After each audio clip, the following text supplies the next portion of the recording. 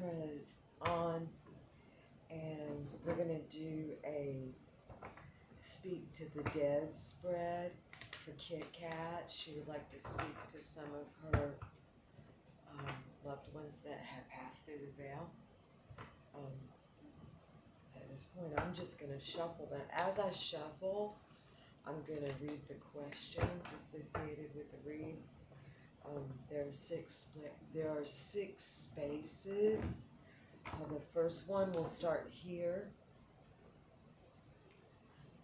to my left. It'll be the center. It'll go 1, 2, 3, 4, 5, and 6. And we'll answer these questions. Who is here with me? And by me, I mean Kat, and me as simply a conduit.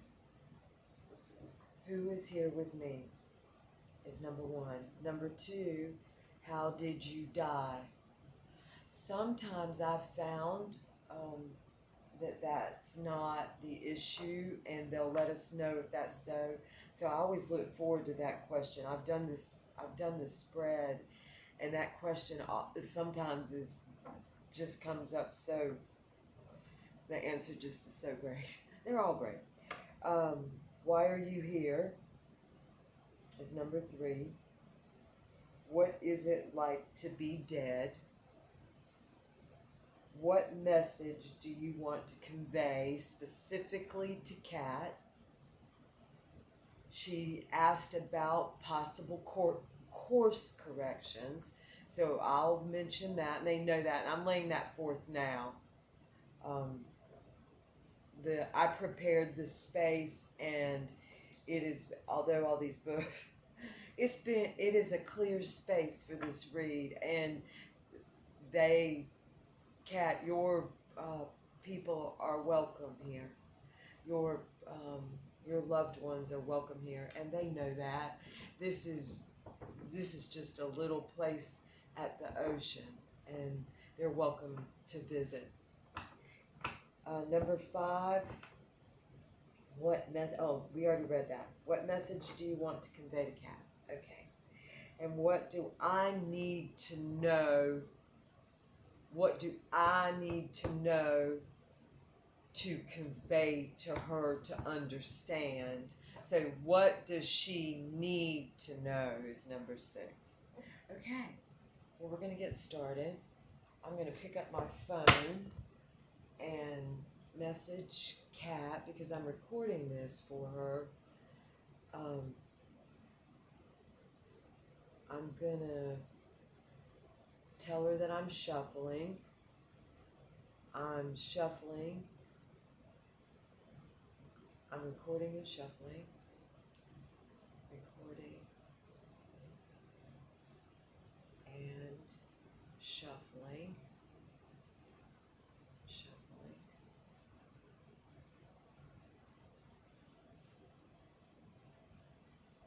Say stop when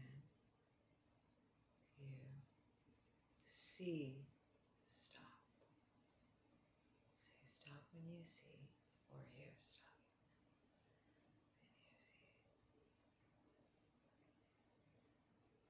hear. Some people have heard stop. Okay, so I'm going to send this to her. I'm recording and shuffling. Say stop when you see or hear stop. So I'm putting my phone down. I'm not going to take any other questions. Oh no, I have to look at her.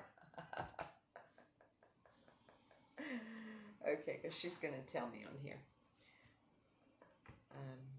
Here. Are you there?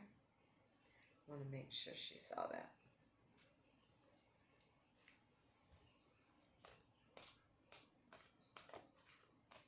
I'm shuffling. I love these cards so much. This is the Santa Muerta deck. It's a beautiful deck, and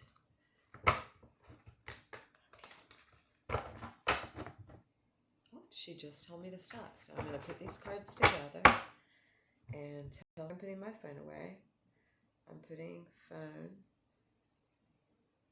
I'm putting phone away and reading.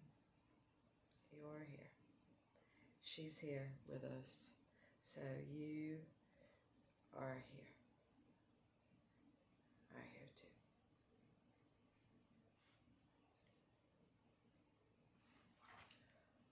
Okay. I stopped. Let's see, the time is 10:20. That's a good time. 10:20. Okay. All right then. The first card that we're going to pull that answers the question, who is here with me? And it's the Knight of Cups. That's the Prince of Cups in this deck. I just want you to see him. Let me get up and make sure where I'm showing this, because I did a bad read the other day. Let me make sure where I'm showing this is good, appropriate. It is. Okay, beautiful. Okay, so it's the Knight of Cups. I'm going to see if I get any feeling about this guy. He loves you so much. And he loves so many. I think there was a woman in his life he dearly loved, and she's passed on also. I'm not sure if she passed violently, but I do have that feeling that maybe she did.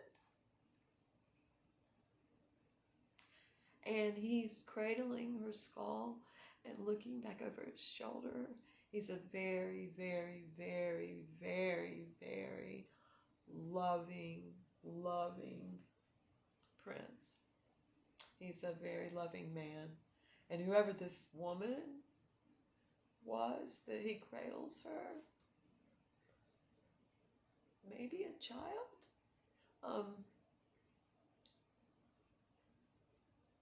he treasures her. Okay. Ooh, okay.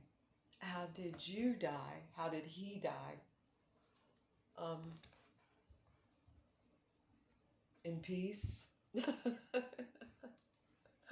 He's saying he died in peace. He wants you to know he was in peace, and he had made his amends. He had cut anything that he had trimmed, and this Two of Swords is, in my opinion, one of the most beautiful representations of the Two of Swords I have ever seen. When you think of scissors, they are a phenomenal use of two swords. Together, they can literally cut through bone. You could take an anvil or a hammer and have it on bone and hit it, and it cut through when you have two swords like that with less power needed. I mean, scissors are amazing, and he appropriately, kindly used his swords, and he has peace. He passed in peace. Whoever this is, I'm unsure who it is. It feels maybe like an uncle, or cousin, maybe.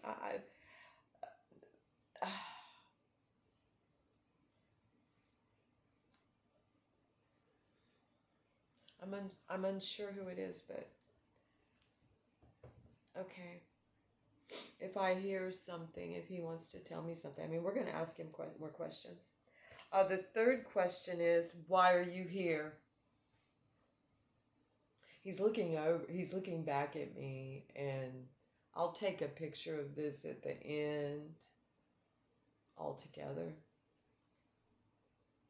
Yeah, it's like he's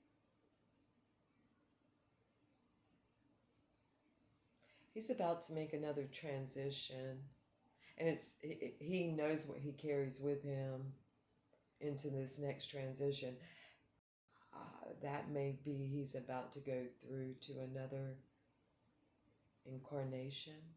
Maybe he wants you to know that. We're going to see here. What does he want you to know? I love this.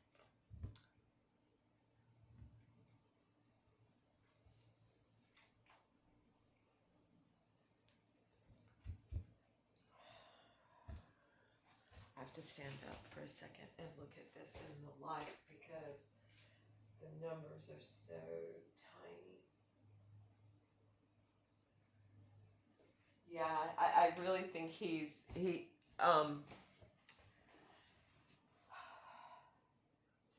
I drew the Seven of Swords. He wants you to know that he has spent much time at his death in reflection.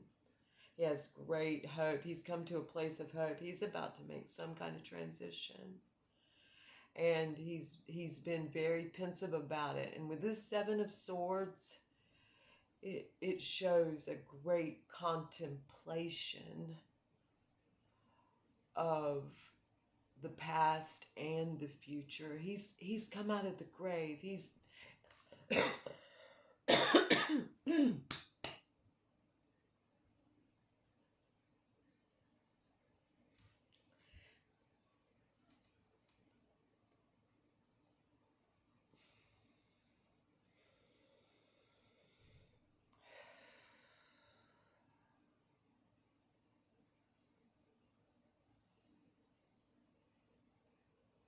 he's taken full accountability. He's taken full accountability. He spent some time there. I get the feeling he's been gone some time. And for him, it may have even been greater than for you. That just came through. For him, it may have been a greater amount of time than for you. But he's accountable. He's taken accountability. He is he's willing to face it. He's looked. He spent time in there. He carved. He carved hope in his reflection. Okay. The next question, what is it like to be dead? We're going to ask him that. What's it like to be dead? Oh, wow.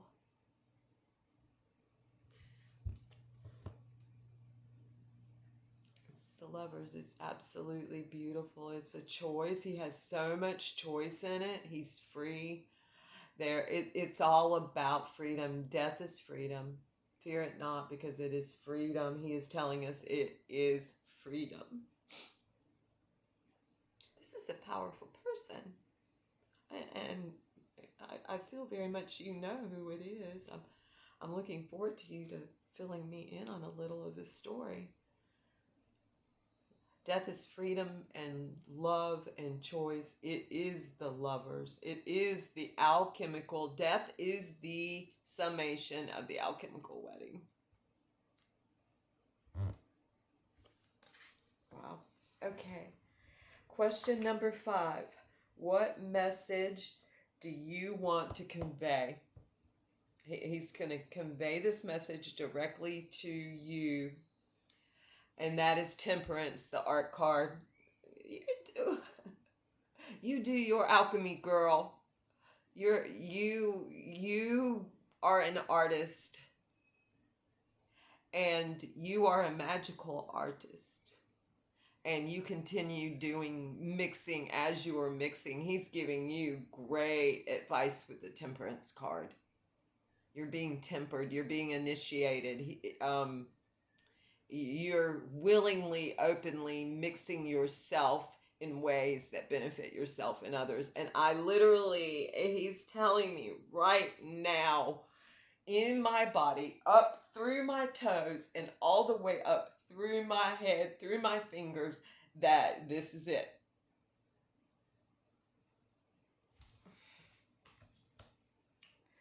What do I need to know? I take this question as a reader, what do I need to know needs to come to me that perhaps I don't see a different perspective in order to um, hand it to you. And um, it's the Queen of Cups. I need to tell you the feelings. I need to know my own feelings that I'm having now about this man. I'm going to lay this card down and we're just going to look at the bottom of the deck and see. It's a Five of Pentacles. These are,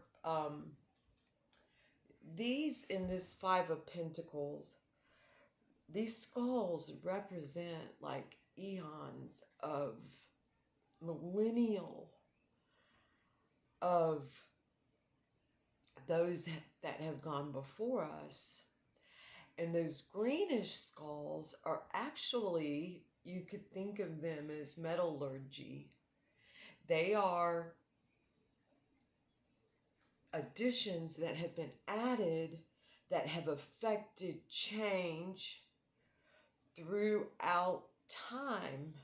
So these are essentially changes in DNA that manifest throughout time in our physical beings. This is a very detailed and deep representation of the Five of Pentacles. It's literally like part of the fundamental creation of us all and of all situations in Malkuth. And by Malkuth, I mean here in our earthly manifestation on the Tree of Life. We can talk more in detail about this, but that's on the bottom of the deck. That's like something to be looked at. And given my nature,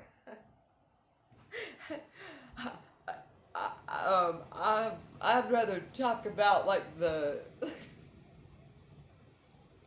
the insertion of DNA or the insertion of perhaps metallurgy into DNA than to talk about my feelings, which are right now giddy. There's no mistaking why he's sitting here kind of looking over his shoulder at me at this point. I feel a little called out by him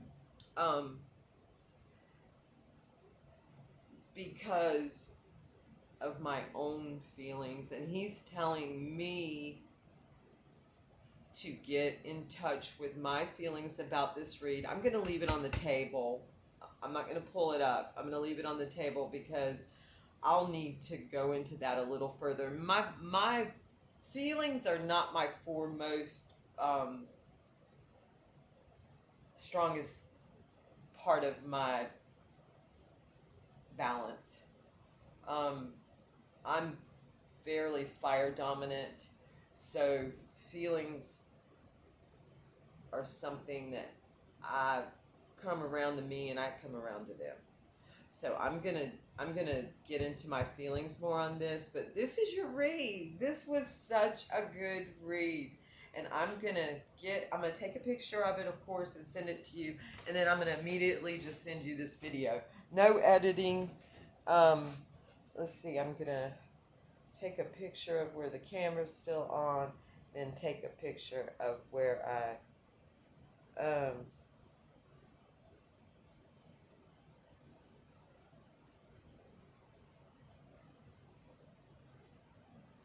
okay, take a picture.